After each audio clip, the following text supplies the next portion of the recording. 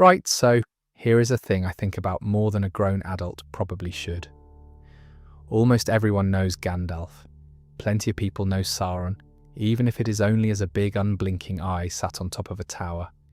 But hardly anyone ever asks the obvious follow-up, which is who those two answer to, who sits further up the chain than a wizard does, and the answer lives in the older, quieter parts of Tolkien's world, the bits he mostly kept out of the films.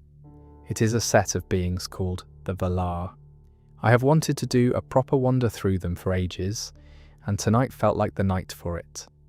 If you are new here, this is the sort of channel where I sit and talk through lore until you fall asleep, so there's no pressure to catch every word. That is rather the point. You can drift off whenever you like, and nothing important is going to happen without you.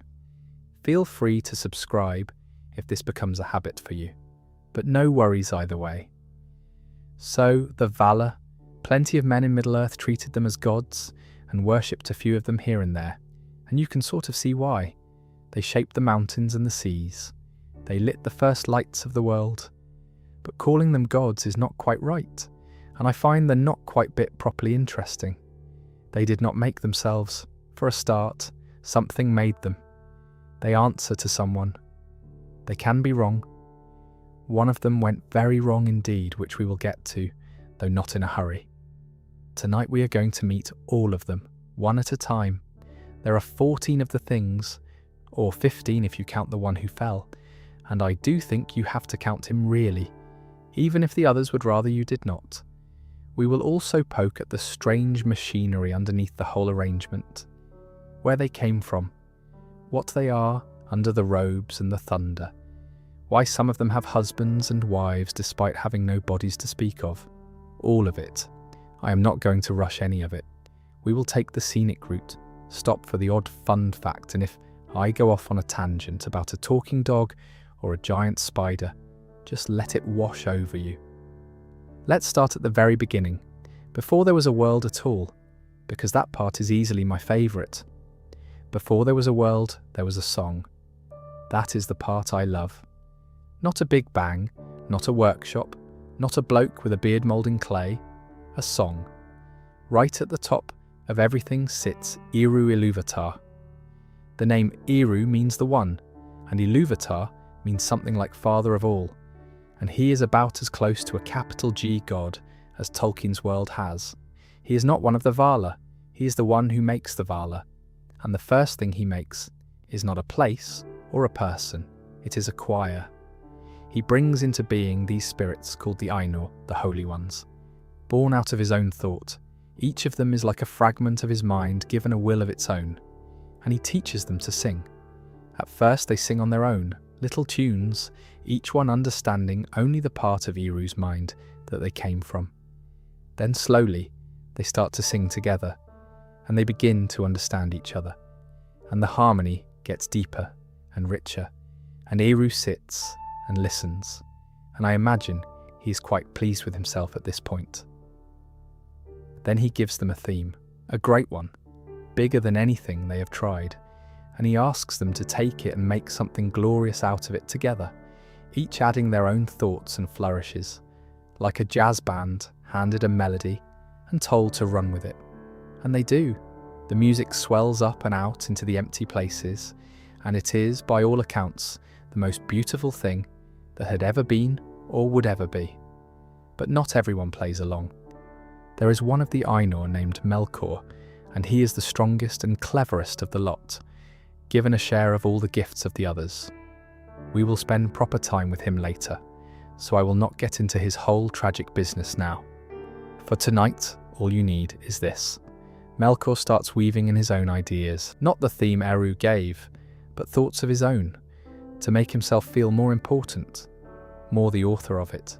And his music is loud and repetitive and proud, and it clashes horribly with everything around it. Some of the other Ainur get thrown off and start matching him, and the whole song starts to buckle. So Eru raises another theme, and when Melkor's noise drowns that one out too, Eru raises a third, and this is the bit that gives me chills every time. The third theme and Melkor's discord are completely unalike, But no matter how loud and violent Melkor's part gets, it cannot ever break free. Every angry note he plays, Eru quietly folds back into the pattern, so that even the ugliest bits end up serving the beauty of the whole. Melkor thinks he's ruining the song. He is, without knowing it, still singing exactly the song Eru wanted. That idea sits underneath the entire rest of the mythology, by the way. Evil in Tolkien's world never gets to write its own story. It only ever adds a darker colour to someone else's. I think that is a lovely thing to believe, whether or not you reckon it is true. When the music finally stops, Eru shows them what they have made. He gives their song a vision, a world, and lets them see it unfolding, all of history playing out in front of them like a film none of them had realised they were scoring. And the Ainur fall completely in love with it, especially this one part of it, small and fragile, that Eru had added himself, the coming of his children, elves and men, though the Ainur do not know those names yet. They just know they adore them and want to look after them, and then Eru says the word, Ihi, let these things be. And the vision stops being a vision and becomes real, out there in the void, truly existing, the whole world hanging in the dark and mostly unfinished. Which is a slightly terrifying thing to do to acquire if you think about it. You have shown them the most perfect version of a world, and then said, off you pop, go and build the real one by hand. Some of the Ainur take one look and decide they would rather stay with Eru outside of it all, but others feel the pull of that little world too strongly to stay away. They want to go down into it and shape it and be there when the children wake up. Those are the ones who become the Valar, and that is where we are headed next. So a group of these spirits step down out of the timeless quiet and into the world they had just finished singing about. And the first thing worth saying is that this was a properly big commitment. When they entered the world, they bound themselves to it. Their fate got tied to its fate. They could not just pop back out again whenever they fancied a break. They were in it now, until the end. These are the Valar. The word means the powers of the world, Arda being the name for the earth and everything around it. And the ones who came with them but were a bit less mighty, the helpers and the lieutenants, those are called the Maya. Same kind of being, smaller share of the fire. We will give the Maya their own proper section later on, because some of them you will recognise instantly, and I do not want to spoil it. Now here is the part that always slightly breaks my brain, in a nice way. The Valar do not really have bodies. Not in the way you and I have bodies. They are spirits. What they do is put on a shape, the way you or I put on a coat. They wear a form because it helps them move about in the world, and because the world is easier to work on from inside a body. But it is not them, not really. They can set it aside, they can change it. A Valar can appear as a towering figure of terror or a quiet old traveller on a road, and both are equally real and equally not quite real, if that makes sense.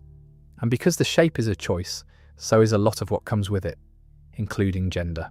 The Valar took on male or female forms depending on their own natures, on the temperament they already had before they ever wore a face. It was an expression of who they were, not a fact of biology, because there was no biology. Half of them present as lords and half as queens, and it lines up with the sort of spirit each one is, but it was never assigned. It was picked. I find that quietly fascinating. They chose how to show up. The other thing to get your head round is that they are specialists. Each Valar has a domain, a slice of the world that is theirs, that answers to their particular part of Eru's mind. One of them is all about water. One is all about the airs and the winds. One loves stone and metal, and making things with his hands. One weeps for the sorrows of the world. And when they came down into the unfinished world, they set to work on their own bits of it. Like a crew of very powerful, very opinionated craftspeople handed a half-built house. And it was, at first, a bit of a shambles. The world they arrived in was dark and formless, and nothing like the vision they had been shown. So they got stuck in. They raised the mountains and hollowed the valleys and poured the seas into place. They planted the first idea of green growing things. They were essentially gardening on a cosmic scale, trying to coax the real world closer to the beautiful one they remembered from the song. There is one small complication, which is that Melkor came down too. He had wanted the world for himself from the moment he first saw it, wanted to fill it with creatures of his own and rule the lot. So a good chunk of that early work was the other powers building something up, and Melkor knocking it down again, out of spite, or jealousy, or just because it was not his. For a long while, it was a slow tug of war across the whole face of the world, and in truth the Valar spent more of their early days repairing damage than they would have liked. But they were not doing it alone, and they were not doing it joylessly. When you get them all together, plus their households of Maya, you have got the beginnings of a proper society up there. There is a king and a queen, there are married couples and sets of siblings, which is a strange thing to say about beings who are each sung out of a god's mind separately. But there you go, they thought of themselves as family, and so family they were. And they each brought something different to the table. So I reckon the best way to actually get to know them is one at a time. Let's start, as you sort of have to, with the two at the top. But before we get to them, we should talk about light, because the first great thing the Valar made was a way to see. Picture two enormous lamps. And I do mean enormous, the sort of scale where the word lamp starts to feel a bit silly. Each one sat on top of a vast pillar, taller than any mountain, one planted in the far north, and one in the deep south, and between them they lit the whole young world with a soft, even glow. That was the first light of Arda. Two lamps on two pillars. I think there is something almost charming about it, like the gods popped down to the shop and bought a pair of standing lamps for a room the size of a planet. The northern one was called Iluin, and its pillar was named Helkar. The southern one was Ormel, on the pillar Ringil. It was Varda, who we will meet in a moment, and who is the one you want handling anything to do with light, who filled the lamps. And it was Manwe, the king, who hallowed them, made them holy, before they were set up on high. Where the two lights met and mingled, right in the middle of the world, was the loveliest spot of all, and there the Valar made their first home, an island in the middle of a great lake called Almarin. And this stretch of time, with the lamps burning, and the Valar all gathered on their green island, is called the Spring of Arda, the first spring. Everything was new and growing and, for a little while, actually going rather well. Yavanna, the one who looks after growing things, had seeded the world, and under that steady lamplight the first forests came up, and the first grasses, and the world filled with green. There were no flowers yet, no birds, no beasts stirring, just this quiet young world, drinking in the light and getting itself ready. It is one of the few truly peaceful stretches in the whole history, and it does not last because most of them do not. Melkor had been keeping his head down. He had slipped away to the far north and was quietly delving out a great fortress underground, out of sight, biding his time. And while the other Valar were resting on Almarin, enjoying a rare bit of calm, he made his move. He cast down the two lamps. And this was not a small bit of vandalism. When those pillars fell, they fell like felled trees the size of mountains, and the light that spilled out set fires across the world, and the seas rose up in chaos, and the whole shape of the land was ruined. The careful symmetry the Valar had built, the neat balance of north and south, was smashed and never fully put right. A great inland sea formed where the northern pillar had stood. The world was knocked out of true and stayed that way. I always find this a bit sad, that first spring getting stamped on before it really got going. The Valar barely had time to enjoy the thing they had made, and they could not even chase Melkor down properly in the confusion, because they were too busy trying to stop the world tearing itself apart. He got away, back into the dark, and left them standing in the wreckage of their nice green island. So they made a decision that shapes everything that comes after. They gave up on the middle of the world. They packed up and went west over the sea, to a new continent right at the edge of everything, and there they built a guarded, hidden country of their own to be their home. They called it Valinor, the land of the Valar, and Middle-earth, the big central landmass where the story mostly happens, they left behind in the dark and the cold to fend for itself for a good long while. It is a very human thing to do, if you think about it. Something you built gets ruined, so you retreat somewhere safe and wall it off and make that lovely instead. Whether that was the right call is a question the Valar themselves end up chewing on for the rest of the age, but it is what they did. And the first thing they made in their new home was a new light to replace the lamps they had lost. Which brings us rather nicely to the trees.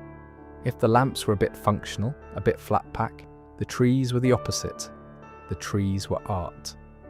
Once the Valar had settled into Valinor and raised a mountain wall to guard it, Yavanna went out to a green mound near the chief city, a hill called Ezelohar, and she sang. Not built, not forged, sang. And out of the ground, slowly, in answer to her song, grew 2 trees, and while she sang, Nienna, the Valar of grief and pity, wept, and her tears watered the mound.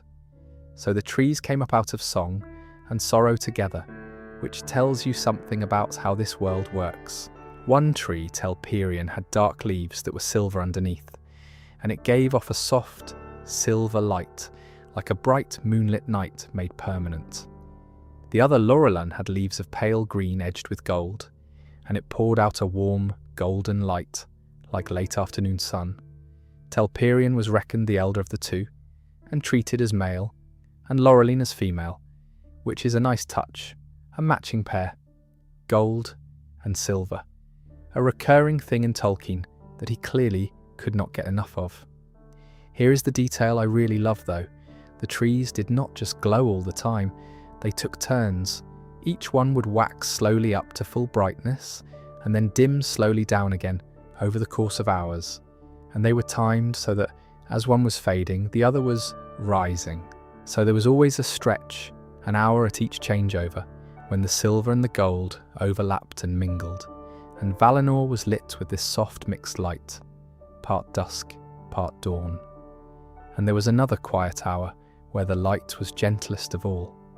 It was, in effect, a day, a slow glowing 12-hour cycle of light, without an actual sun anywhere in the sky. And because it was so regular, the Valar started counting by it.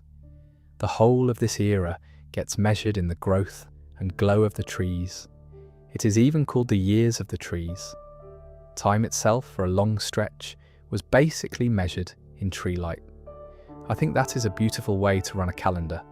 Not clocks, not the sun, just 2 trees breathing light in and out, turn and turn about, for uncounted years. The light of those trees becomes one of the most precious things in the entire mythology.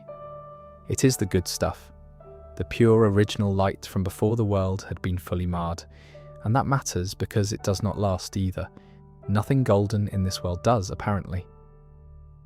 I did try to warn you. Long story short, and we will do the long version when we get to the one responsible, Melkor comes back. He brings a helper with him this time, a monstrous spider thing called Ungoliant, a creature of hunger and darkness so deep it drank light itself. And between the 2 of them, Melkor striking the trees and the spider draining them dry, the 2 trees were killed. The silver and the gold guttered out, and Valinor, the bright guarded home of the gods, went dark for the first time. Yavanna sang again over the ruined trees, and Nienna wept again, the pair of them trying to bring the light back the way they had first called it up. But it was too far gone. They managed to coax out only the very last of it.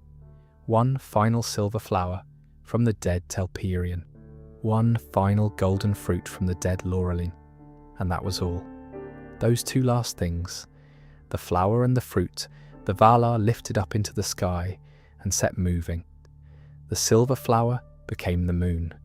The golden fruit became the sun.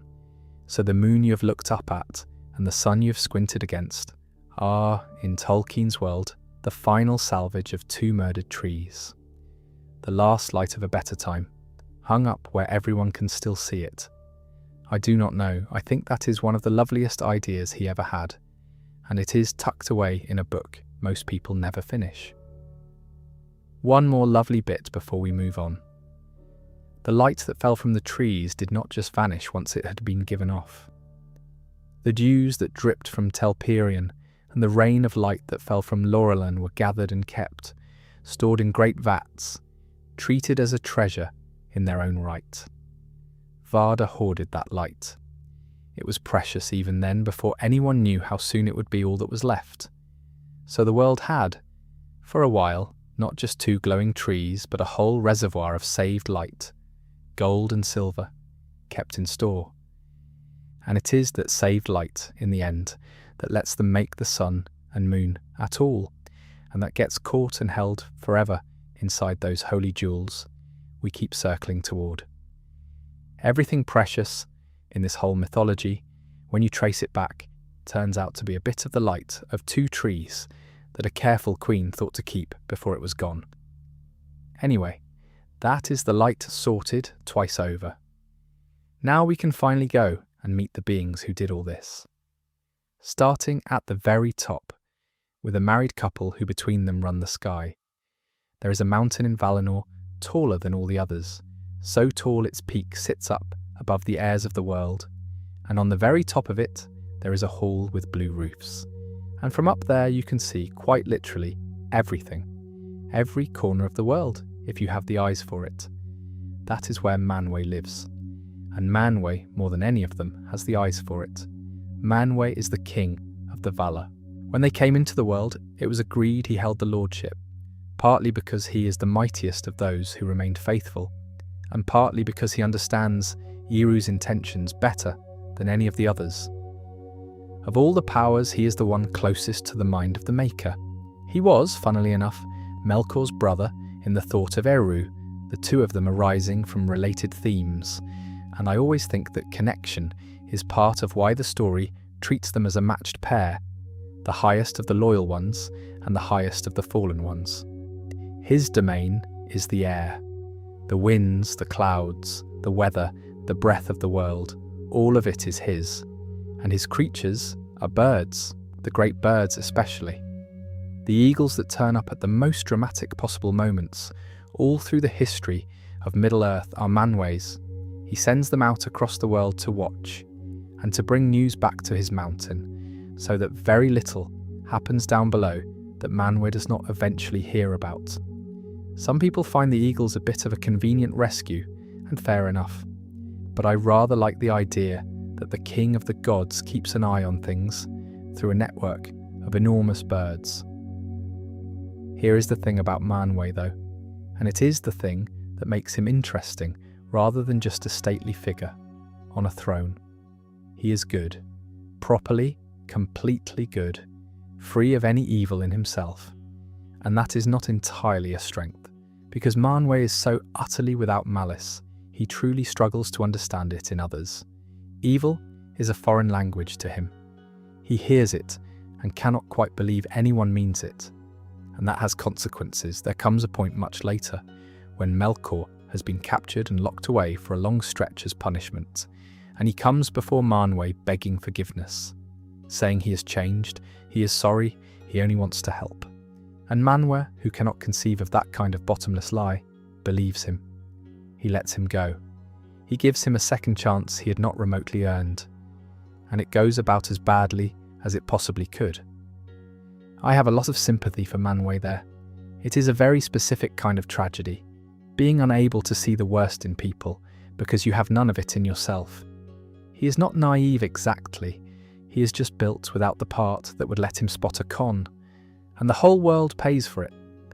There is a reading of the story where Manwë's mercy is a flaw, and a reading where it is the highest kind of virtue that simply gets exploited. And I do not think Tolkien ever fully picks one, which is why it stays worth chewing on. He does not go to war easily, Manwë. He is slow to move, slow to anger, would always rather counsel and wait and hope. Some of the more hot-blooded Valar find that maddening. But when he does finally act, when the King of the Winds decides enough is enough, The whole sky moves with him, and there is a lightness to him too, an airiness that is not just about his domain. Poetry and song delight him more than anything else does. The fastest and highest flyers of the birds are dear to him. He is a king, but he is a gentle one, sat up on his mountain with his wife beside him, listening to the world. There is a particular eagle worth naming, by the way, the greatest of them, called Thorondor, whose wings span the old tale's measure in something absurd like 30 fathoms, and who did some of the most heroic things in the whole early history.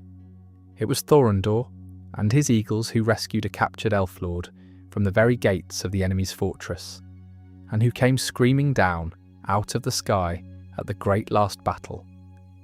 When you see the eagles turn up in the films, that is the tail end of a very long tradition of Manwë's birds arriving at the worst possible moment for the enemy. And it all runs back up to the king on his mountain, sending his eyes out across the world. Manwë keeps a throne up there too, a high place from which he looks out across the world, with Varda beside him. He is the still point the whole order turns around, the one they defer to, not because he's the loudest, but because he is the closest to understanding what the Maker actually wanted, and his wife is the reason the elves, when they finally wake, fall to their knees. So let's go and meet her. Right, so imagine the very first moment the elves ever open their eyes.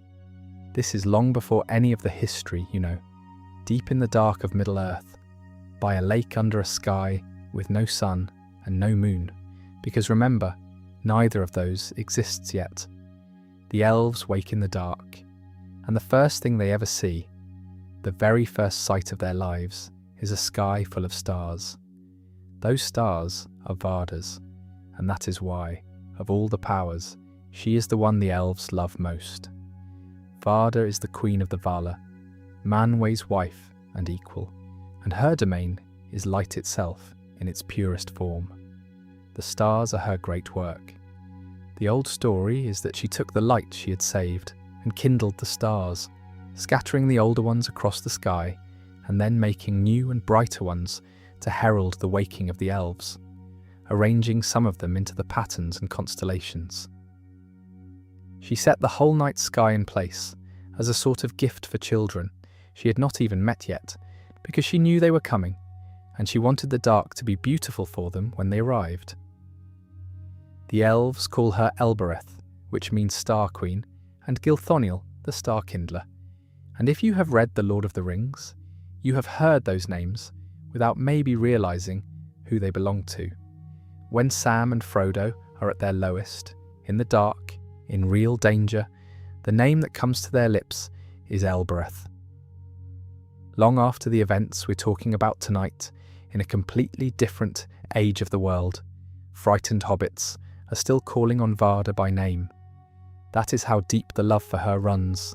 She lit the sky, and the memory of it never faded. They say her face holds so much light that the other Valar can barely look straight at her, and there is one being who cannot bear to look at her at all, and that is Melkor. Of all the powers, she is the one he fears and hates the most. Light is the thing he cannot make, and cannot keep, and cannot stand, and Varda is light given a crown. She saw through him earliest too. While some of the others were still giving Melkor the benefit of the doubt, Varda already knew. She distrusted him from very near the start. So there is a real and ancient enmity there, the Queen of Stars and the Lord of the Dark, and it goes right back to before the world was properly lit. She dwells up on the great mountain with Manwë, and there is a lovely detail that when they are together, his sight reaches further. Manwë sees furthest when Varda is beside him, and Manwë hears furthest when she stands with Manwë. Apart they are each mighty, together they are more. I think that is a gorgeous way to describe a marriage, that each of them is simply more themselves when the other is near. There is a whole cluster of stars she is specifically said to have set as a sign, a crown of bright stars placed in the northern sky as a challenge to Melkor and a promise of his eventual downfall. So the constellations are not just decoration. Some of them are messages, a queen writing a warning across the sky in points of light, aimed at the one being who could not bear to look up at them.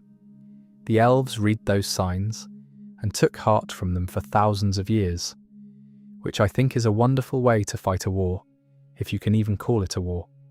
Not with weapons, with a sky so beautiful and so pointed that your enemy cannot stand to look up at it. She does not get a great deal of screen time in the stories, Varda. She is not out there wrestling monsters. But she does not need to be. She is the one whose name a terrified person cries out in the dark, thousands of years later. That is a kind of power the wrestlers never get. No notes, if you ask me. No. Now, from the couple who run the sky, let's go right down to the opposite end of the world, to the one Valar who never comes to the meetings and lives entirely alone at the bottom of the sea. Every group has one member who never comes to the group things, does not show up to the meetings, does not do the dinners, lives miles away, and communicates mostly by not communicating. In the company of the Valar, that is Ulmo. And the twist, the bit I find quietly moving, is that the one who keeps his distance is the one who cares the most. Ulmo is the Lord of Waters, all of it. The seas, the rivers, the lakes, the springs, the rain, the water under the ground. If it is wet, it is his, and he does not live in Valinor with the others. He has no hall there, no throne in the circle, no wife at his side. He lives out in the deep waters and the roots of the world, alone. He rarely takes a body that walks on land at all. When he does appear, he rises up out of the sea like a wave that decided to stand up, huge and dark and crowned with foam, and it frightens the life out of anyone who sees it. You would think from all that he is distant, cold even, but it is the exact opposite, because water goes everywhere. It runs through every land, falls on every field, trickles into every well. And through all of it, Ulmo listens. He hears the whole world through its water. He knows what is happening in the deep places of Middle-earth better than the Valar sitting comfortably back in Valinor do, because he never left. He stayed in the thick of it, and he never gave up on Middle-earth. This is the thing that makes Ulmo my quiet favourite, and I suspect I am not alone in that. When the other Valar retreated west and walled themselves off, Ulmo kept working. He kept the waters of Middle-earth alive and moving, even in the dark years. He carried messages. He turned up, uninvited and unofficial, to nudge the story in better directions. There is a whole business where he plants the idea in a certain elven king's mind to go and build a hidden city in a secret valley, the city of Gondolin, which ends up being one of the last great strongholds against the dark. That was Ulmo working quietly, from the water, when nobody asked him to. Later he does it again. He sends a man named Tor on a long, strange journey, guiding him by the sea and the rivers, steering him toward that same hidden city, because Ulmo can see threads of the future the others have given up on. He's forever doing this, working around the edges, whispering through streams, sending the right person to the right place by way of a river. He does not make grand speeches in the Great Hall. He just quietly refuses to abandon anyone. There is a reason for the loner act mind. Ulmo believes, more than the others, that the way to help the children of Ilúvatar is not to shelter them behind walls, but to stay woven into their world, present in every drop of rain that falls on them. He argues this openly at the councils he does bother to attend. He's a bit of a thorn in the side of the more cautious Valar, gently telling them they have made a mistake in cutting themselves off. And history, I would say, rather proves him right. Melkor, for what it is worth, feared Ulmo more than almost any of them. And I think that is because you cannot corrupt the sea. You cannot fortify against it. You cannot bribe it. You cannot fully drive it out of anywhere. It just keeps coming, patient and everywhere, and impossible to hold back. Ulmo is like that. The Valar who would not be walled out of Middle-earth or of anywhere. There is one more thing about Ulmo I have to mention, because it is my favourite detail of his. The music. When the world was first sung, the part of it that became water carried more of the original song than almost anything else, and Ulmo never let it fade. So the sound of the sea, the sound of rivers and rain, is in this world a kind of memory of the song that made everything, and people feel it without knowing why. There is a longing that comes over the children when they hear the sea, an ache they cannot name, a pull toward the west.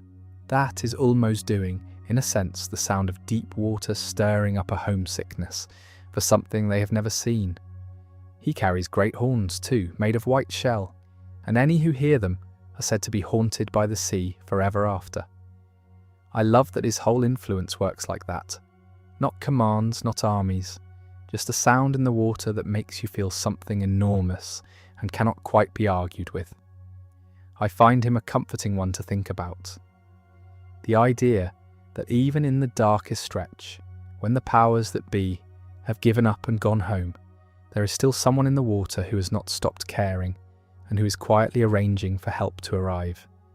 That will do for me. From the one who works alone and speaks softly, let's go to the one who works with his hands and frankly could not keep a secret to save his life. Picture a workshop, deep underground, lit by forge fire, and a great craftsman bent over his bench in secret, making something he has not told anyone about. Making 7 small tough figures out of stone and metal, shaping them with enormous care, because he simply could not wait any longer. That is Aula, and what he is making in secret against the rules are the dwarves. Let me back up. Aula is the smith. His domain is the substance of the world, the stuff it is made of. Stone, metal, gems, the bones of the mountains, the crafts that shape all of it. If Yavanna is growing things, Aula is made things. He is the one who did most of the actual, physical labour of shaping the world in the early days, hammering the raw matter into mountains and valleys. He loves making things more than anything. He loves the act of it, the skill, the problem solving, and that love is both the best thing about him and the thing that nearly gets him into terrible trouble. Because Aula got impatient. Eru had shown the Valar that his children were coming, the elves and men, but he had not said when, and the waiting stretched on. And Aula, who so badly wanted somebody to teach, somebody to pass his crafts on to, could not bear the weight. So he went off, and in secret he made his own people. The 7 fathers of the dwarves, he shaped them himself, out of love, wanting children of his own to share the world with. The trouble is that was not his to do. Only Eru can give real life, real independent minds. And so when Uli had finished, what he had were 7 figures that could only move when he was actively thinking for them. Like puppets, they had no life of their own. And Eru knew, of course, because Eru knows everything. And he spoke to Aula and asked him why he had done this thing that was beyond his right. And here is why I love Aula. He does not make excuses. He does not argue. He is ashamed, and he says so. And he admits that the desire to make came from the way Eru made him. That Eru had built this craving to create right into him, but that he knows he overreached. And then he lifts up his great hammer to smash the dwarves he had just lovingly made, weeping as he does it, ready to destroy his own children because he accepts he had no right to make them. And the dwarves flinch. They cower away from the hammer, bowing low, which means Eru had already given them life. In the moment, Aula proved he would give them up, that his love was real and not just possessive pride. Eru took pity and made them truly alive, truly their own. He tells Aula that his offer is accepted, and Aula himself casts down the hammer. He accepts the dwarves as his own adopted children, but there is a condition. The elves were meant to come first, so Eru sends the 7 dwarf fathers to sleep, deep under the mountains, to wake only after the elves have had their proper turn as the firstborn. Aula carried them off and laid them down in scattered stony places to wait. That whole scene is one of my favourite bits in all of Tolkien, no messing. The god of making, so desperate to create that he breaks the rules, and then so humble that he will destroy his own work the instant he is corrected. And it is exactly that humility that saves the work. The willingness to let go is the thing that lets him keep it. I do not know that says something true about making anything and about loving anything.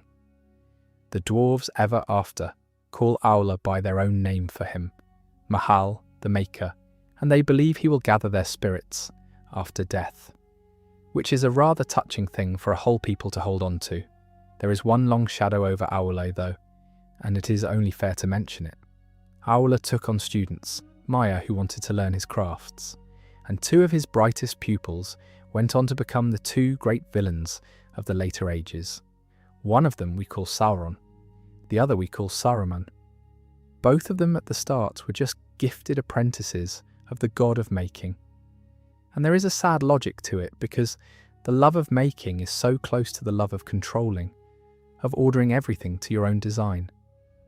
The same drive that makes Aula wonderful is the drive that, twisted, makes a tyrant. Aula himself never falls to it, but the thing he loves most turns out to be the most dangerous gift to teach the wrong student. Something worth sitting with that. It is worth saying that Aula did an enormous amount of good, quiet work as well, the sort that never gets a dramatic scene. He and his people made the vessels that carried the sun and moon up into the sky. Once the last flower and fruit had to be lifted out of reach. He taught his crafts widely, and when the elves came to live in the west, it was Owl and his household who taught them the skills that made them the greatest makers among the children. The most gifted of all those elven students learned from Aula's tradition and went on to craft the holiest jewels ever made, the ones I keep alluding to, and will properly get into another night. So a huge amount of the beauty and the skill in this world traces back to the smith and his willingness to teach. He gives it all away, gladly. That generosity is the through line with Aule, the making that he cannot keep to himself, for good, and when it fell into the wrong hands, for ill.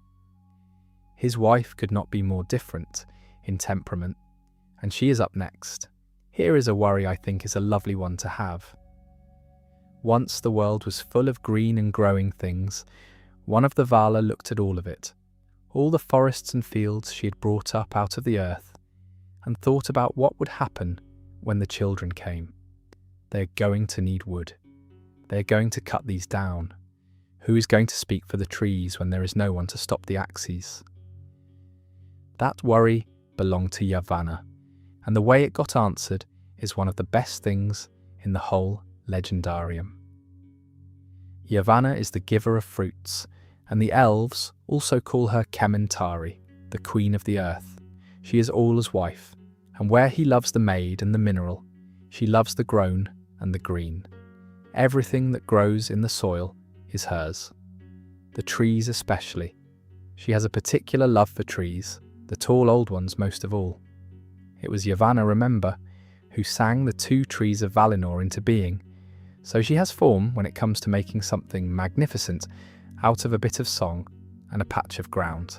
Now she and Auli have this brilliant little domestic disagreement that I think about a lot. Aula made the dwarves, and Yavanna could see how it was going to go. Dwarves love stone and metal and delving and, yes, chopping down trees for their fires and their halls. And she was not thrilled about it. She went to Auli and basically said, "Your children are going to hack at mine and not give it a second thought." And Auli, fairly enough, said, "Well, the children of Eru will use the world too. They will need wood. That is just how it is. Everything eats something." So Yavanna took her worry higher up. She went and spoke to Manwë, and Manwë, thinking it over, went into a kind of deep communion with Eru about it.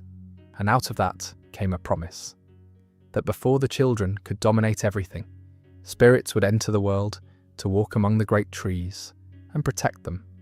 Shepherds of the trees, guardians who would love the forests and defend them. And that, in the end, is where the Ents come from. Those enormous slow tree herders that a couple of hobbits stumble into much later. They exist because Yavanna worried about her forests being defenceless and asked the king to do something about it. And he did. When Treebeard is striding across the land, furious about the destruction of his woods, he is, whether he knows it or not, the answer to a question Yavanna asked at the dawn of the world. I think that is a wonderful bit of long-range storytelling on Tolkien's part, planting the seed of the Ents that far back and letting it grow. She got the eagles out of the same conversation. In a way, the great birds of Manwë given a role as guardians too, watching from the heights the way the Ents watch from the woods. Between them, the sky and the forest, the world got its protectors. Yavanna is often described walking through the world in the form of a great tree herself, or standing tall with her hair like the light of the golden tree. And there is something very right about that. A being who loves growing things so much she keeps drifting toward looking like one. She is one of the most important of all the powers, and yet her chief concern is that a bird has somewhere to nest and a tree has someone to stand up for it. I have a lot of time for that, the mightiest sort of power, spent worrying about the smallest green things. Her younger sister, who is nothing but joy, we will get to shortly. But first the hunter. Long before the sun and moon, when Middle-earth lay in the dark and Melkor's creatures crept about in it, there was one sound that made those creatures scatter and hide. A great horn ringing out across the empty lands, closer and closer. That horn belonged to the only Valar who still regularly rode through the dark lands for the joy of it. Orome. Orome is the huntsman, while most of the Valar, after Melkor wrecked the world, pulled back to Valinor and stayed there. Orome kept coming back. He loved the lands of Middle-earth, the wild woods and open country, and he would not give them up entirely to the enemy. So he rode. He hunted the fell beasts and dark things that Melkor had bred, driving them back, keeping some corner of the world honest. He rides a horse called Nahar, a magnificent thing, white in the light and silver by night, with golden hooves, and Nahar's hooves ringing on the ground was one of the sounds that terrified Melkor's servants. And he carries a great horn called the Valaroma, and when he blows it, the sound rolls out over the world, and no evil thing can hear it without fleeing. There is something wonderfully simple and old about Orome. He's not subtle like Ulmo, or gentle like Manwë. He is a hunter, on a horse with a horn, and the bad things run when they hear him coming. No notes, but here is the reason Orome matters more than just as the outdoorsy one. Orome is the Valar who found the elves. When the elves first woke by that starlit lake in the east, nobody among the Valar knew straight away. They were far off in Valinor. It was Orome, out riding and hunting in the dark lands, as he always did, who came upon them. He was riding through the wilds, and he heard singing he did not recognize, voices new to the world, and he followed it, and there they were. The firstborn children of Eru awake at last, sitting under Varda's stars. And Orome loved them at first sight, and named them in his own tongue, and was so struck by them that he rode straight back to Valinor to bring the news that the waiting was over. The children had come. I love that it was the hunter who found them. Not the wise king, not the clever smith, not the seer in the water, the one who never stopped going out into the dark. He found them because he was the only one still out there looking. There is a lesson in that somewhere, though I will not hammer it. There is a slightly darker footnote, mind. When Orome found the elves, he also worked out that Melkor had found some of them first, and had been quietly capturing and ruining them in the shadows, and that this was where the first orcs may have come from, elves twisted and broken in the dark. So Orome's discovery is joyful and horrible at the same time, the finding of the children and the realizing what had already been done to some of them. That discovery is part of what finally provokes the Valar into going to war to chain Melkor up, but that is a tale for his section. Once the elves had been found, there was a long and difficult business of persuading them to leave the only home they had ever known and travel all the way west to live near the Valar. Not all of them wanted to go, and not all who set out arrived. But the ones who did make that journey walked the entire breadth of the world to get there, and it was Orome, more than anyone, who led them, riding at the head of the march on Nahar, lighting the way. It is one of the great journeys of the whole legendarium, a slow migration of a newborn people across a dark continent, following a hunter on a shining horse toward a light they had been promised. Whole branches of the elves get their names and their histories from where they stopped along that road, who turned aside, who pressed on. And at the front of all of it was Orome, the Valar who had gone looking in the dark, and now would not stop until he had brought them safely home. Orome's hounds are famous too, a great hunting pack, and one of those hounds of Valinor, an enormous wolfhound, later gets given to an elf and becomes a hero in his own right in the wars to come. But we can save the good boy for another night.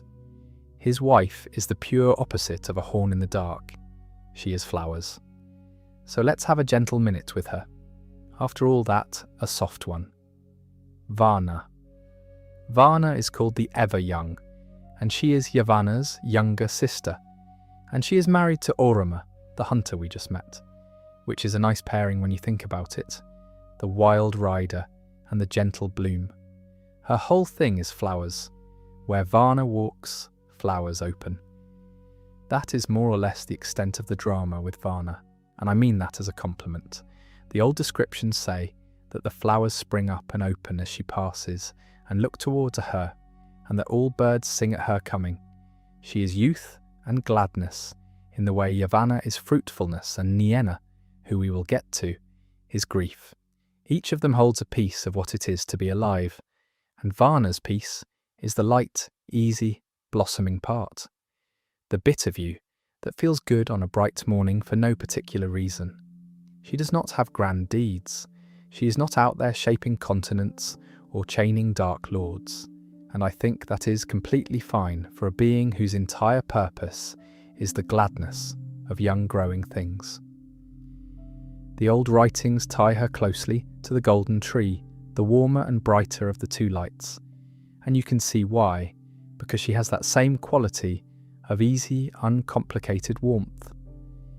There is a lovely picture of her walking through the gardens, with the birds singing after her, and the flowers opening as she passes, everything young and green, simply glad that she is near. And where her sister Yavanna carries the weight of the whole growing world and all its worries, Varna just carries the joy of it, the first bit, the blossom, before anyone has to think about the harvest. Some of it can just be flowers turning to follow someone as she walks by. There is a version of the old tales where Varna and Orome have a daughter, a little maiden of the woods, though Tolkien dropped that later, and it never made it into the settled story, so I will not lean on it. But I rather like the ghost of it, the idea of a small wild girl running about the forests of Valinor, half her mother's flowers and half her father's hunt. Anyway, that is Varna. Brief, bright, and no bad news attached, which is a rare thing around here. We will need that lightness because the next three are the ones who deal with dreams and death and grief. Let's go gently into them. Here is a question the world has to answer sooner or later. When someone dies, where do they go? In Tolkien's world, at least for the elves, there is a very specific answer, and it is a place, and the place has a keeper. His name is Narmo, though almost everyone calls him Mandos, after the halls he keeps. Narmo is one of a set of 3 siblings among the Valar, and the 3 of them handle the inner things, the spirit and the mind, rather than the outer things, like sea and stone. Narmo is the eldest. His brother Shurmo handles dreams, and we will meet him next. Their sister Nienna handles grief, and she is coming too. The 3 of them together are a sort of ministry of the soul. Narmo's job is the heaviest of the 3. He is the keeper of the houses of the dead, the halls of Mandos, out in the west of Valinor. When an elf dies, and elves can die, in battle or of grief, their spirit does not just vanish, and it does not go off to some unknown place. It is summoned to the halls of Mandos, and there it waits. Narmo keeps them. He houses the dead and he calls the slain, and nothing that comes to his halls is forgotten, ever. He forgets nothing. He is also called the Doomsman of the Valar, and doom here means judgment, not disaster, though in his mouth the two often come to the same thing. When a great judgment needs pronouncing, Narmo is the one who speaks it, but only when Manwë bids him. He does not judge on his own whim. He is not cruel, and this is important.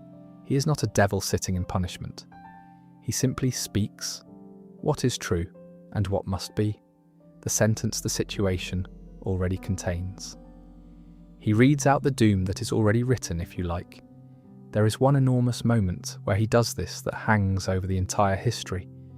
When a great host of elves rebels against the Valar and storms off out of Valinor in anger, having done a terrible thing, Narmo comes and stands before them and speaks their doom. He lays out in advance all the sorrow that is going to follow them, the betrayals, the failures, the way their oath will turn on them, the tears without number. He tells them exactly how badly it is going to go, and they go anyway. That prophecy, the doom of the North, gets fulfilled point by point over the centuries that follow, every miserable line of it coming true.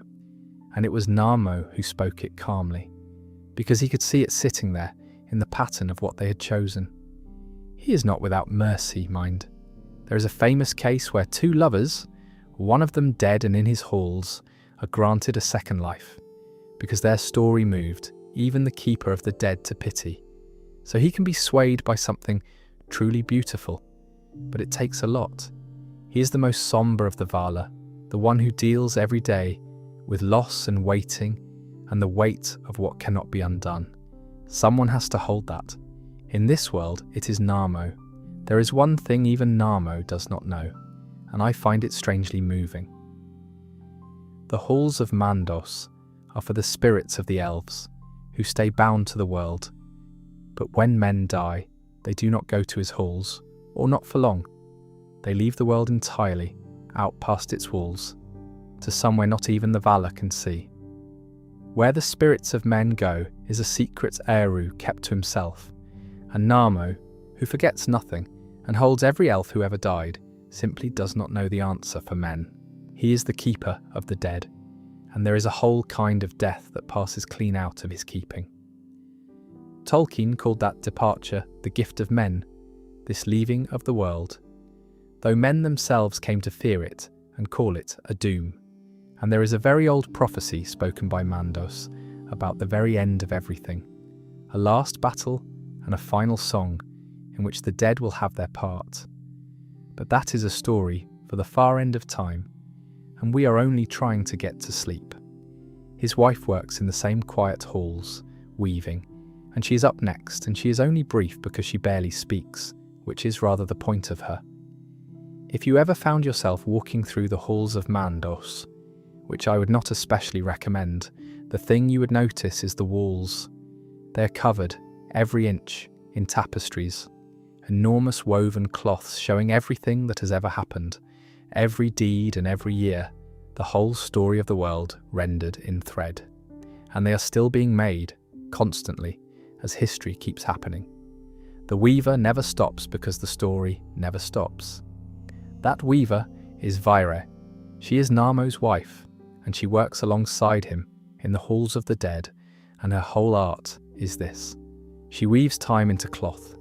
Every event as it passes gets woven into her tapestries, and those tapestries line the ever-growing halls, so that the place where the dead wait is also a place where all of history is on display around them. I think that is a quietly stunning idea, and it is one of those Tolkien details that gets about one sentence in the actual books and then just sits in your head forever. The dead wait in a hall whose walls are literally the woven record of everything that led them there. You could, in theory, find your own life on the wall. Vaire does not do much else. She does not have deeds or adventures. She is one of the most retiring of all the Valar, rarely spoken of, rarely doing anything you could point to. But her role is one of the most profound when you sit with it. She is memory made permanent. Nothing is lost while she is weaving. Everything that ever was is kept in thread on the walls of the House of the Dead. There is a comfort in that. The idea that no moment just evaporates, that it all gets woven in somewhere and held. Her name means something like ever, or weaving, depending which bit of the language you follow, and that suits her. She is the keeping of things, the one who makes sure it all gets remembered even after everyone who lived it is gone. There is a nice puzzle buried in what Vaira does as well. If she weaves everything that happens into the cloth as it happens, then somewhere on those walls is the thread of every choice anyone ever made, including the bad ones, including the fall of the very being who marred the world. Nothing gets left out. The tapestries are not a tidy official history. They are the whole thing, kept exactly as it was, hung in the one place every elf eventually passes through. So the dead do not just rest in the halls of Mandos. They rest surrounded by the truth of what happened, woven by someone who never once looked away from it. From the quiet weaver, we go to her brother-in-law, and things get a good deal dreamier, because his entire domain is the place your mind goes when you're drifting off, which, at this point in the night, might be quite close to where you are. There is a garden in Valinor that is said to be the fairest place in all the world. Not the grandest, not the mightiest, the fairest, full of soft light and quiet water and deep shade, and it is where the Valar themselves go when they need rest, when even gods get tired and want somewhere gentle to put the weight down for a while. That garden is called Lorien, and the one who tends it, Urmo, is Narmo's younger brother, the youngest of the 3 soul siblings. Brother, the second of the 3 soul siblings. And where Narmo deals in death and judgment, Urmo deals in something much softer. Dreams, visions, desires, the workings of the mind when it is not quite awake. He is the master of dreams, and his gardens are the source of them.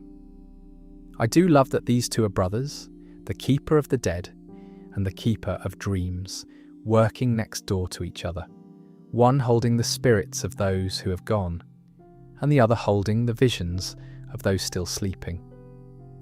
Between them they own most of what happens behind your eyes when the world goes dark. It is a very tidy division of a very mysterious territory.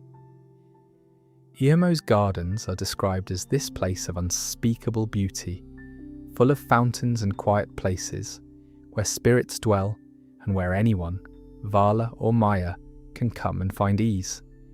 It is a place of healing through rest, through dreaming, through simply being somewhere lovely and letting the mind unclench. When the burden of running a marred and difficult world gets too much even for the powers, this is where they come to set it down.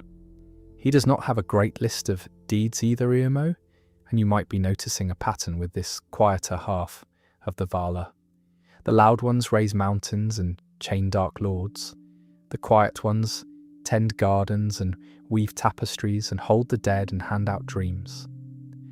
And I would argue the quiet ones are doing the harder, deeper work, the maintenance of all the inner things that the loud dramatic deeds would be meaningless without. What is the point of a saved world if there is nowhere in it to rest? There is a lovely thing about the visions Irmo can send.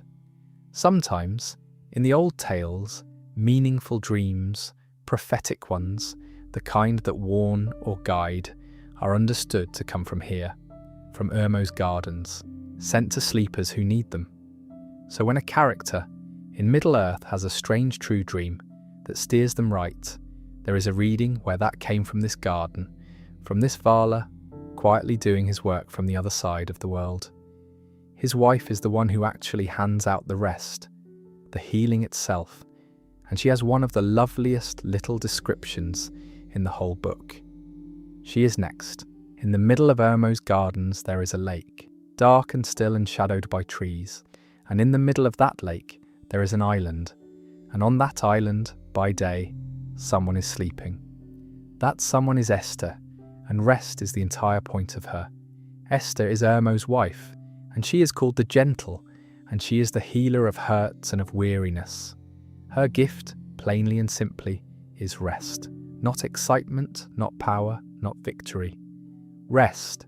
She wears grey, always, And there is a detail I am very fond of, which is that she does not walk by day. In the daytime she sleeps, on her island in the tree-shadowed lake, and she's abroad at night. She keeps the opposite hours to most of the world, which feels right for a being whose whole domain is sleep and recovery. From the fountains of Irmo and Esther, the old text says, "All those who live in Valinor draw refreshment." So the pair of them together, the master of dreams and the gentle healer, run what is essentially the rest and recovery department of the entire divine order. The Valar come to them worn down and go away eased. That is the service, that is the whole thing. And it is not a small thing. In a world as full of grief and long labour as this one, the ones who make rest possible are holding up as much as the ones who fight. I find Esther a soothing one, even to describe. A grey-clad woman asleep on an island in a still dark lake, and her gift to everyone else is the ability to put things down and heal. If any of the Valar suits a video meant to help you drift off, it is probably her. She is, in a sense, doing exactly for the whole of Valinor what this sort of quiet talking is meant to do for you, making a space where the weariness can lift. She keeps out of the big councils of the Valar, mostly. She's not one for governance and grand decisions. She tends her lake and her healing, and lets the mightier ones argue. And there is a wisdom in that too, knowing precisely what your gift is, and simply giving it, without needing to be at the centre of everything. The last of the three siblings is the heaviest of them all, and yet somehow one of the most loved. Grief herself. Let's sit with her for a bit. Some of the Valar you describe by what they make or what they rule. Nienna you describe by a single feeling. She is grief. She is the one who weeps. Nienna is the sister of Narmo and Irmo, the third of the soul siblings, and she is one of the 8 greatest of all the Valar, which might surprise you, because on paper her whole domain is sorrow. She lives alone, one of only 2 of the powers who dwell without a spouse, and her halls are away in the west, near the halls of her brother the Keeper of the Dead, which makes sense. Grief likes to live near death, and there is a window in her house that looks out, not onto the world, but beyond it, out past the very walls of everything, into the dark outside. She spends a lot of her time looking out of that window, into the nothing, weeping. Now if that sounds unbearably bleak, here is the turn, and it is the whole reason she is so beloved. Nienna's grief is not despair, it is the opposite of despair. Her sorrow is the kind that heals. She mourns for every hurt the world has taken, for all the marring Melkor did, for every wound in the whole, long sad history, and her weeping is not given up. It is a kind of processing, a turning of pain into wisdom and pity, and eventually, hope. Those who listen to her, the old text says, learn pity and learn endurance in hope. She teaches that sorrow faced properly does not destroy you, it deepens you. Remember those tears that watered the 2 trees, when her grief was, quite literally, part of what brought the light of the 2 trees into the world in the first place, kept the light into the world in the first place. That is the shape of her all over. Sorrow that grows things rather than kills them. And here is the detail that I think is the single best fact about any of the Valar, and I have been saving it. One of Nienna's students, one of the spirits who came to her halls to learn pity and patience and hope, was a certain Maya named Alorin. And Alorin, thousands of years later, wearing the shape of an old man in a grey cloak, walks into Middle-earth and gets called Gandalf. Gandalf learned pity from Nienna. That deep, weary, unshakable compassion he carries, the thing that makes him spare Gollum, the thing that makes him say that even the very wise cannot see all ends, that came from sitting in the halls of grief with the lady who weeps, learning that mercy matters more than cleverness. When you understand that, Gandalf makes a different kind of sense. He is grief's pupil, out walking in the world. there is a heavier side to Nienna's mercy too, and it is the same thread that runs through Manwë. When Melkor had been imprisoned for a long age and came asking for forgiveness, it was partly Nienna's pity that spoke up for him, that argued he should be given the chance to mend.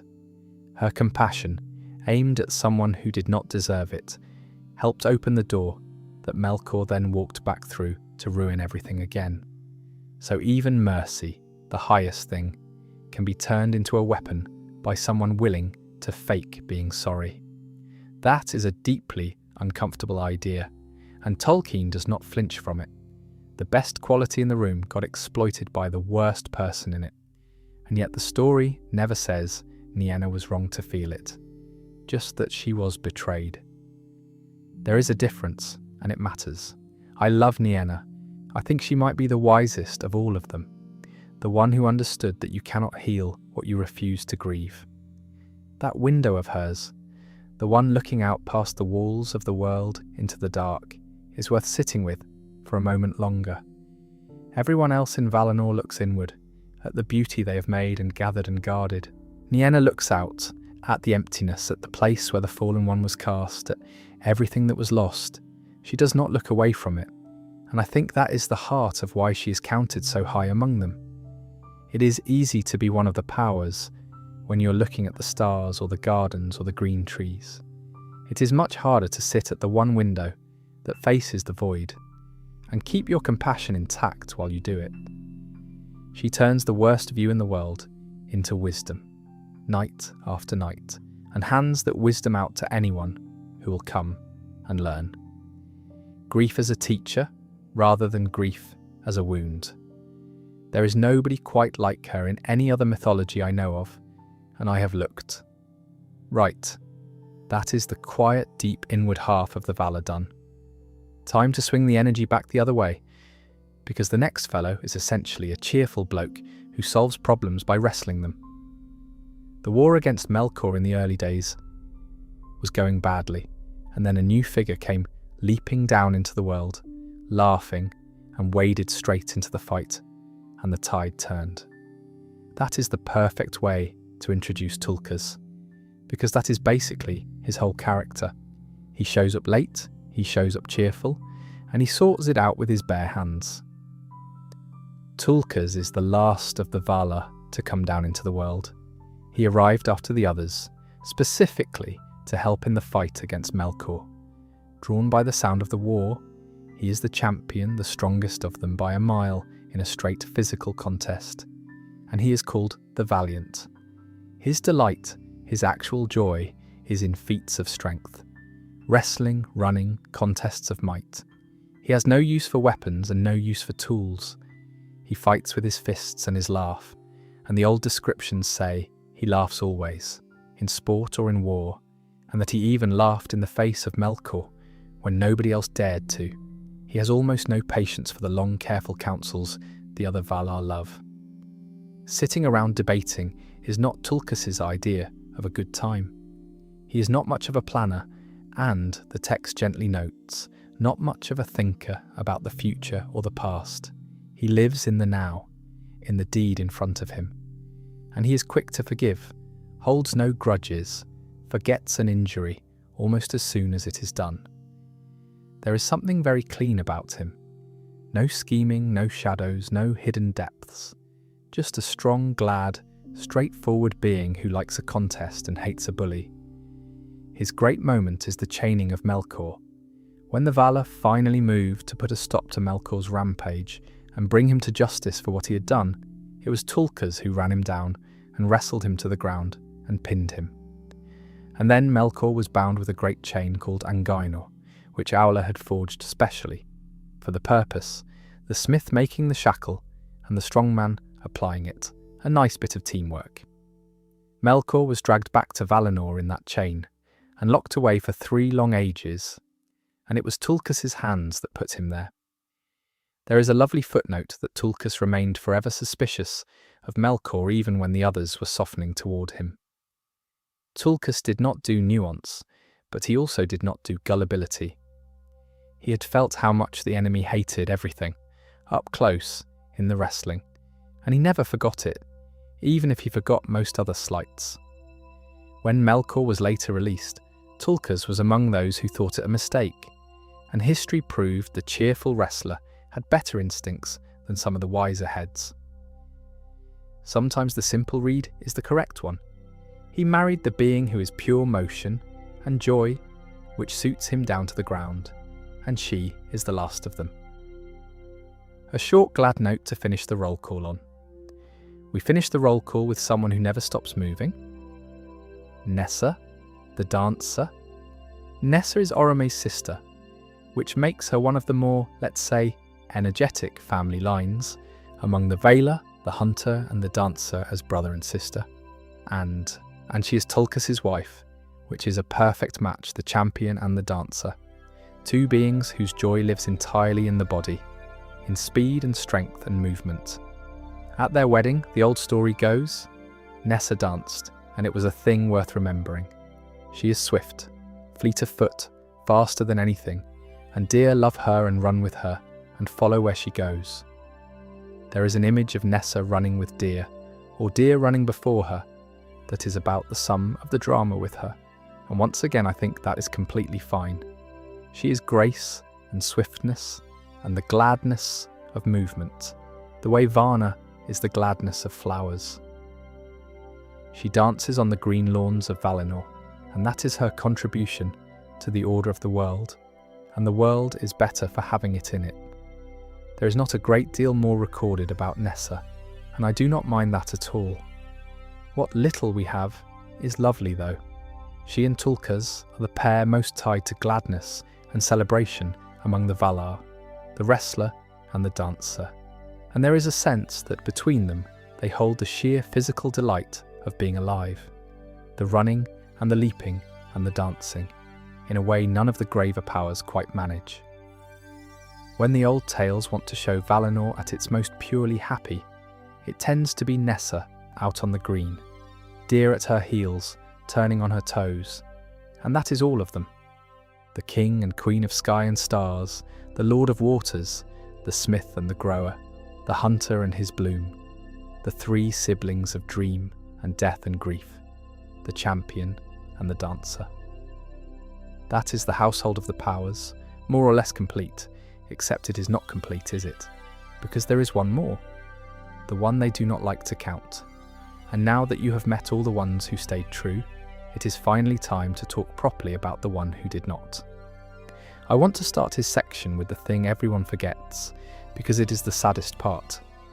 Melkor was the greatest of them. Not one of the greatest, the greatest. When Eru made the Ainur, Melkor was given a share of the gifts of all the others, more power and more knowledge than any single one of his siblings. He was the most gifted being in all of creation, bar the one who made him. That is where he starts, right at the top, and that in a way is the whole problem, because Melkor wanted something he could not have. From very early on, even back in the timeless quiet before the world, he used to go off alone into the empty places, looking for the flame imperishable, the secret fire that gives independent being, the power to make things that are truly alive and truly your own. He wanted to create, not just to shape. He wanted to be a maker on Eru's level, and he could not find it, because it was not his to find. It belonged to Eru alone. And that hunger that could not have it curdled in him. It turned into the discord in the great music, that proud, loud clashing part he wove in to make himself feel like the author. We talked about that right at the start of the night. This is the same wound, just grown up. The desire to be the one in charge of everything, and the rage of not being. When the Valar came down into the world, Melkor came too, and he wanted the whole thing for himself, not to tend it the way the others did, to own it, and to fill it with things that would serve him. So the early history of the world is over and over the same story. The other Valar build something good. Melkor breaks it. They light the two lamps. He casts them down. They grow the two trees. He kills them with the help of that dreadful spider. Every bit of beauty that goes up, he cannot rest until he has dragged some of it back down. And he does not even really enjoy ruling. He is not a happy tyrant. He falls, the text says, into a contempt for everything, including, in the end, the very things he was trying to control. He becomes destruction, almost for its own sake. He built himself fortresses in the north, huge underground fortresses of dread, and bred armies of horrors in them, and set himself up as a dark king in the world, while the true Valar sat in their guarded west. And for a while he was chained, remember. Tulkas ran him down, and Eowl's chain held him, and he sat in prison for 3 ages. But then came the release we keep circling back to, the moment mercy was turned against itself. And Melkor came out worse than he went in, better at hiding it, and he did the most damage of his whole existence in the years after he was forgiven. That is when he earns his other name. He steals the holiest jewels ever made, the ones holding the last pure light of the dead trees, and he murders to get them, and he flees back to his dark fortress. And the elf whose jewels they were, and whose father he killed, names him in fury, Morgoth, the black foe of the world. He is almost never called Melkor again after that. The bright name is gone, only the dark one is left. I am not going to walk through all the wars because they are enormous, and they deserve their own nights. And I would like to do a proper full history of him at some point, if you would be into that. But here is how it ends for him, because it is worth knowing.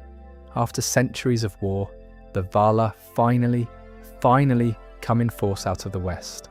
The whole might of Valinor, in a war so vast it breaks the entire region of the world it is fought in. And Morgoth, the greatest of all the Aina, is defeated, not redeemed, not forgiven again.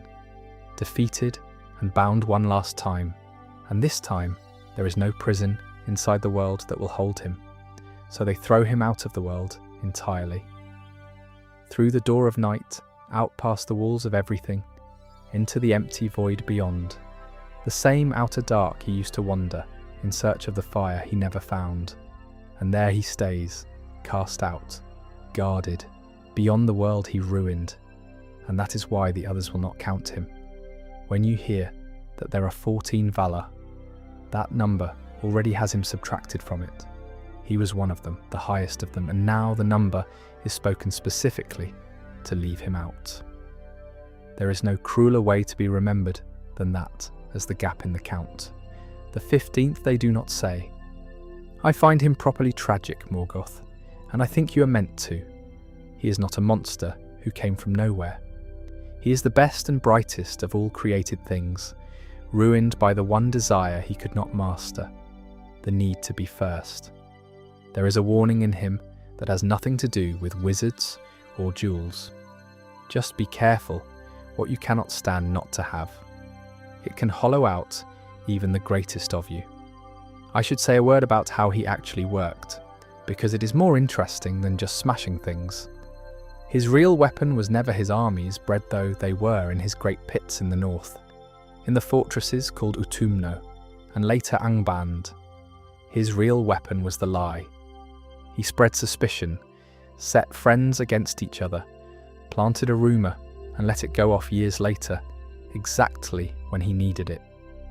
And there is a darker idea underneath it, because he poured so much of himself into the very stuff of the world. A shadow of him is said to linger in the material of the earth itself, so that every one of the children carries a little of the marring. A properly unsettling thought to leave in the dark. So I will move us along. Right, that is the heavy one done. Let's lighten the load and go and meet the rest of the household, because the Valar are not the only spirits in this world, and some of the smaller ones you are going to know very well indeed.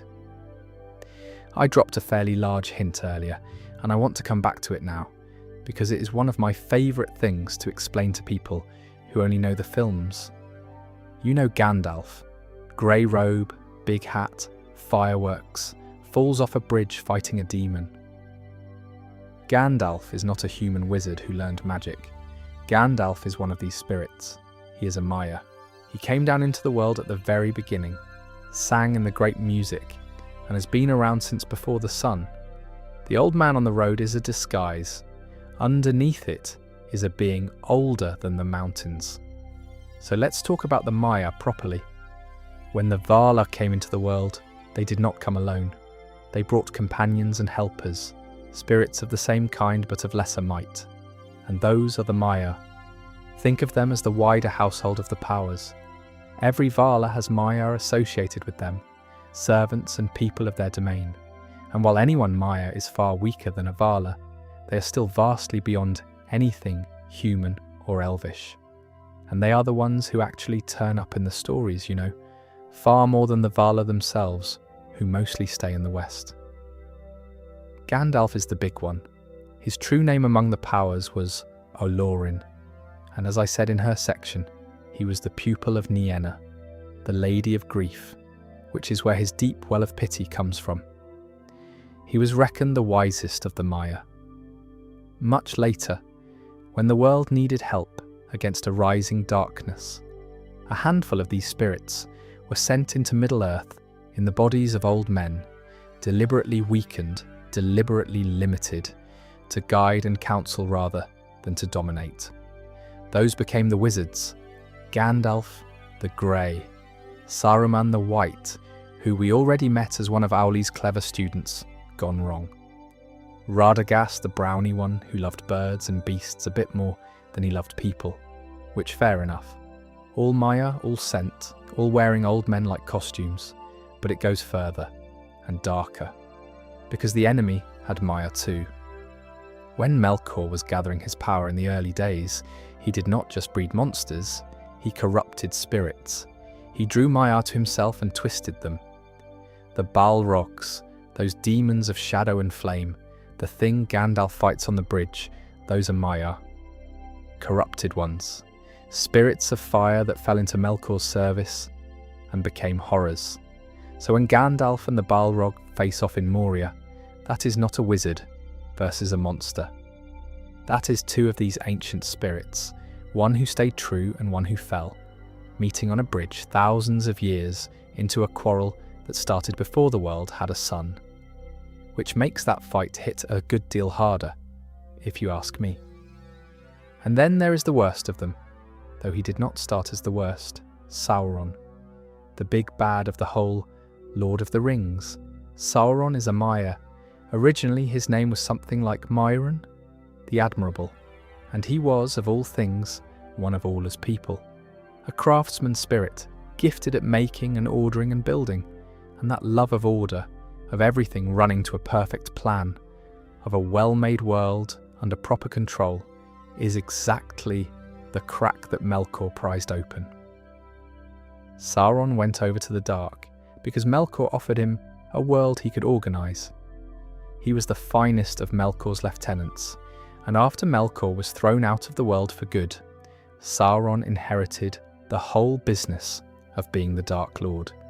The Eye on the Tower is a fallen craftsman who loved tidiness too much. I find that a fascinating thing.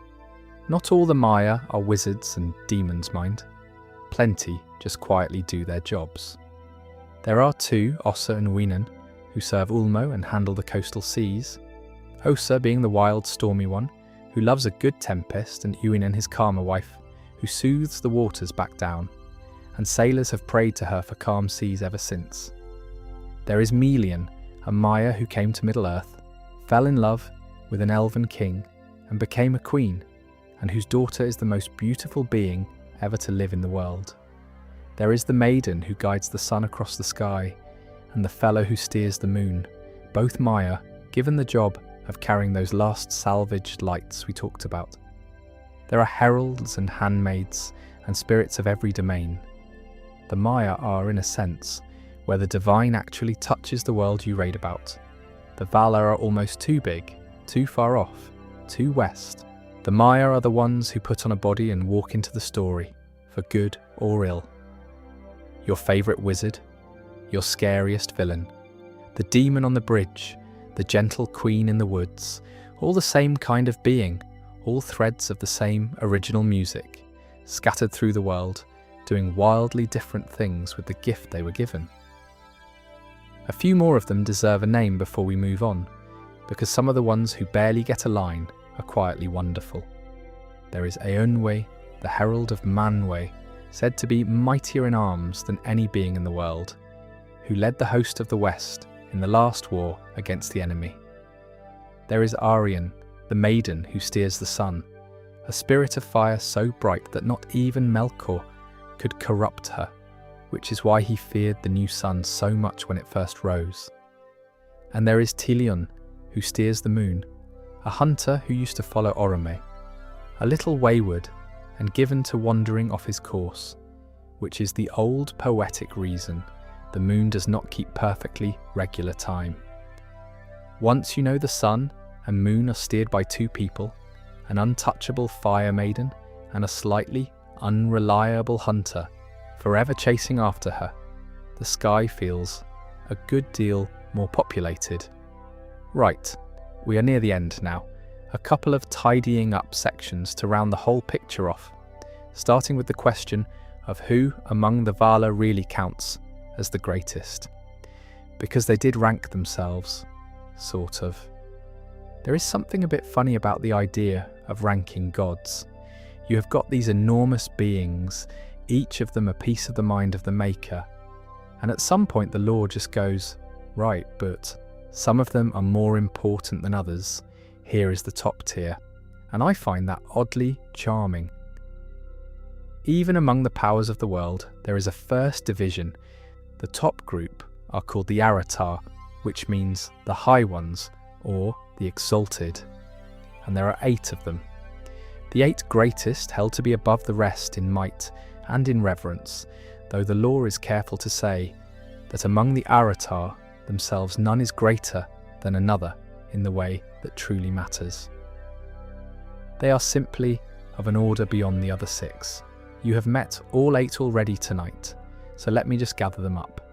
Manwë, the king, Varda, the queen of stars, Ulmo, the lord of waters, Yavanna, the grower, Aula, the smith, Mandos, the keeper of the dead, Nienna, the lady of grief, and Oroma, the hunter. Those 8 are the Aratar. And if you look at that list, it tells you something about what this world values. It is not just the mighty and the kingly. Yes, you have got the king and queen and the lord of the sea, but you have also got grief on that list.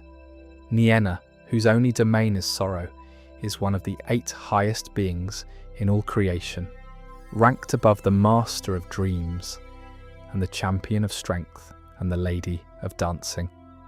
The one who weeps at the window is in the top tier. I think that is telling. In Tolkien's world, the capacity to grieve properly, to turn sorrow into pity and wisdom, is reckoned as one of the very highest powers there is. You will notice too that it splits neatly. 5 lords and 3 queens, which I doubt is an accident, and 4 queens, which I doubt is an accident. The world at its highest level is balanced between them, no side of it counting for more than the other. The making and the growing, the winds and the stars, the sea, which stands alone, and the grief, which also stands alone. It is a very deliberate bit of symmetry, and Tolkien did love his symmetry. The other 6, the ones outside the Aratar, are not lesser in worth, just in this particular measure of might and rulership. Varna and Nessa and Esther and Vaira and the 2 brothers of Dream and Death sit in the second rank, roughly speaking, which is fine. Not everything has to be exalted to be essential, and we covered that already. But it is worth knowing the shape of it, the top 8, the high ones of Arda, the ones the rest ultimately look to. It is a slightly strange thing to rank beings like this at all, and the lore itself seems a bit uneasy about it, which is why it keeps insisting the high ones are not really competing with one another. They are not a leaderboard. It is more that 8 of them carry a weight and a reach that the others simply do not in the running of the world, and it would be odd not to notice.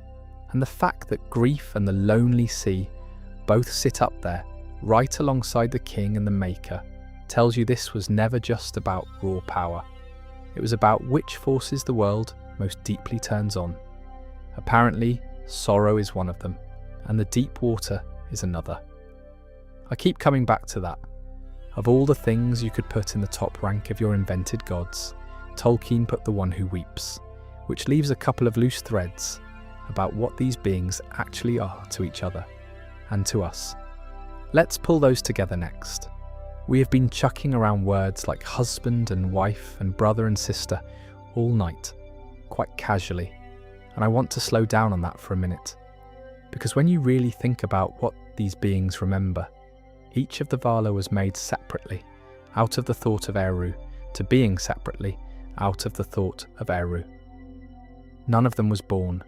None of them had a mother or a father in any normal sense. They do not have bodies in the way we do, as we talked about early on, and yet they call each other brother and sister, and 6 pairs of them are married. So what does that even mean? Well, the sibling thing is about kinship of nature. The Valar, who arose from related thoughts of Eru, who share a temperament or a domain, think of themselves as kin. The 3 soul siblings, the keeper of the dead, the master of dreams, and the lady of grief, are called brothers and sister because they are cut from the same cloth, they deal in the same inner country. Yavanna and Varna are sisters because they're both about growing life, one the fruit and one the flower. Orome and Nessa are siblings in swiftness and the wild. It is family by kind, not family by blood, because there is no blood. And I think that is a rather beautiful idea of family, chosen by likeness of soul rather than dealt out by birth. The marriages are the same sort of thing, only deeper.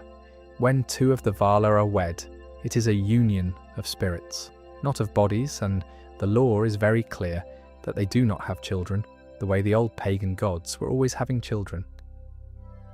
This is not a pantheon of divine affairs and demigod offspring. The bonds are spiritual, permanent, chosen. Manwë and Vardë, whose sight and understanding each reach further when they stand together. Aule and Yavanna, the maker and the grower, forever having that gentle argument about stone versus trees. Orome and Varna, the hunt and the bloom.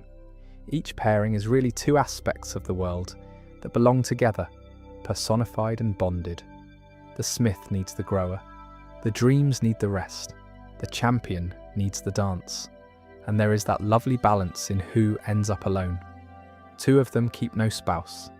Ulmo, the sea, too vast and too far wandering to be tied to anyone, present instead in every water, everywhere. And Nienna, grief who dwells apart by her window at the edge of the world. The sea and sorrow, the 2 that stand on their own. I do not think that is a coincidence either. Some things in life you meet alone, and that, in the end, is the thing I keep coming back to about the whole lot of them. The Valar are not really characters in the way a person in a novel is a character. They are more like the great forces and feelings of existence, given a face and a name and a will, so that you can properly know them. Grief, so you can meet grief and see that it is wise and not just painful. Making, so you can meet the joy and the danger of creation in one figure. Mercy, endurance, strength, rest, the sea, the stars. Each Valar is a true thing about being alive, wearing a robe and a name so that a small person reading a book can shake its hand. And I think that is why they are worth spending a quiet night with, rather than just filing away as a list of names and jobs. When you meet them one at a time like this, you're not really memorising a pantheon. You're walking slowly past a set of very old, very large ideas, each one holding still long enough for you to get a proper look at it. What loyalty looks like when it never wavers. What making costs when it goes wrong. What sorrow can turn into if you're brave enough to sit with it. They were never meant to be worshipped, in the end. So much is understood. And you cannot understand something you are hurrying past, which is rather the whole point of doing all this. So slowly, in the dark, with nowhere else to be. Right, nearly there. One last piece, which is where all of this ends up, and what became of them. So where are they now? If the Valar are real in this world, and they shaped the mountains and lit the stars and chained the Dark Lord, then why, by the time you get to hobbits and rings, does nobody ever really see them? Why have they gone so quiet? The short answer is that they pulled further and further back, and eventually the world itself was rearranged so that they could not easily be reached at all. It starts with that retreat we talked about, right at the beginning, when they gave up the middle of the world and went west to Valinor. But even Valinor was not far enough in the end. After that great rebellion of the elves, the one Mandos pronounced doom over, the Valar did something rather drastic. They hid their land. They raised enchantments and shadowy seas and a maze of dangerous islands all around the approaches to Valinor, so that anyone trying to sail west to find the powers would become lost or wrecked or simply turned back. They shut the door. If the children of the world were going to reject them and make their own way, then the way home would be closed. The hiding of Valinor it is called, and it is a sad, understandable, slightly sulky sort of act. The gods drawing the curtains because their feelings were hurt and their warnings were ignored. For a long age it stayed like that. The Valar present but sealed off, reachable only by the very lucky or the very blessed. It was not a total abandonment, mind. When things got truly desperate at the end of that first great age, and a single messenger finally made it through all the enchantments to beg for help on behalf of both elves and men, the Valar did answer. That was the war that ended Morgoth. So the door was shut, but it was not deaf. They were still listening, in their way. They just needed to be asked properly, by someone willing to cross the whole world to do it. And then much later, after the rise and fall of a great island kingdom of men who were tricked by Sauron into trying to sail west and seize immortality by force, the world changed for good. To keep the deathless lands out of mortal reach forever, they were taken out of the physical world altogether. The world was made round, and Valinor was lifted away from it, off the map, so that no ordinary ship sailing west would ever arrive there again. It would just come back round to where it started. Only a special hidden road, the straight road, still led to the Valar, and only those given leave could travel it, which is what the elves are doing at the very end of The Lord of the Rings, when they sail into the west and do not come back. They're taking that hidden road home, to the land of the powers, out beyond the round world. So the Valar did not die, and they did not leave. They are still there, still in the west, in their guarded land, watching the world from very far off. They just stopped intervening directly. After Morgoth was cast out, they mostly let the world get on with its own long story, stepping in rarely and gently, sending a few disguised wizards rather than marching out in force. Partly, I think, because direct intervention by beings that powerful tends to break the very world they're trying to save, as that final war proved. And partly because the world had grown up. It was the turn of elves and men to carry it now. There is something a little melancholy about that, and something right about it too. The great powers who sang the world into being, sitting quietly in the far west, letting their children make their own mistakes and their own triumphs. Watching, mostly not interfering, keeping the door shut but not locked, waiting for the end of everything, when the last song will be sung, and, some say, the world will be remade, unmarred, and every wound in it healed at last. Even Melkor's discord folded, in the end, into something more beautiful than it would have been without him. They are still out there, still watching, just very far away and very quiet, which is more or less how they like it. And that, more or less, is the household of the gods that Tolkien built, from the top of the mountain to the bottom of the sea. I do find it a bit remarkable, looking back over the whole lot of them, how full it all is. Most invented mythologies give you a handful of gods with obvious jobs. Tolkien gave us a king who is too good to spot a liar, a sea god who never gives up on anyone, a smith so eager to create he nearly destroyed what he made, a lady whose entire power is grief, and who turns out to be one of the wisest of all, a cheerful wrestler, a dancer, a weaver stitching all of history onto the walls of the House of the Dead, and underneath them a whole crowd of lesser spirits, one of whom you have been rooting for in films your whole life without knowing what he really was. We covered a lot tonight. The song at the beginning of everything, the lamps and the trees and the lights that became the sun and moon, all of the powers, one by one, and the one who fell out of the count. The wider household of the mayor, and where the whole lot of them ended up, sat quietly beyond the edge of a rounded world. If you drifted off somewhere around the Gardens of Dreams, which would be entirely fair, none of it is going anywhere. It will all still be here. There is loads more. I would happily wander through another night. The full story of Morgoth deserves its own long telling, the whole tragic arc of the brightest being in creation coming apart, the wars over those stolen jewels, and that terrible glorious oath, and the elves who chased their light halfway across the world. A proper deep dive on the Maya, on Melian and her daughter, on the wizards, and where they each ended up. Any of those would make a good long quiet evening, and I will get to them in time. For now though, I think we have done the Valar justice, or as much justice as you can do a set of beings this size in one sitting. The powers of the world, the ones who sang it and shaped it and light it still, from very far away. Thank you for spending this stretch of the night here. Sleep well whenever you get there, and I will see you in the next one.